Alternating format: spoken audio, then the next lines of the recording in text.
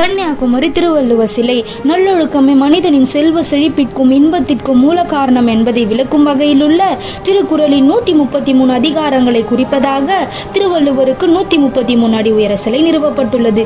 இந்த சிலை அமைக்கும் பணி 1990 ஆண்டு செப்டம்பர் 6 தொடங்கி 2000 ஆண்டு ஜனவரி 1 திறக்கப்பட்டது. சிலையின் முன்னில் 130 அடி உயரம் வரை வெற்றிடம் உள்ளது. இந்த வெற்றிடம் சிலையின் நிலைப்பு தன்மையை உறுதிப்படுத்தக்கூடிய நுட்பமுடையது.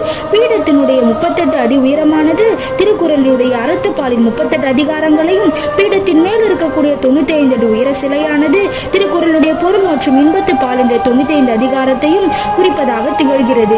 மண்டபத்தினுடைய உட்புற சுவற்றில் ஒவ்வொரு அதிகாரத்திலிருந்து ஒரு குறள் வீதம் 133 குறட்பாக்கள் தமிழிலும் அவற்றிற்கு நிகராக ஆங்கில மொழிபெயர்ப்பிலும் பொறிக்கப்பட்டுள்ளது.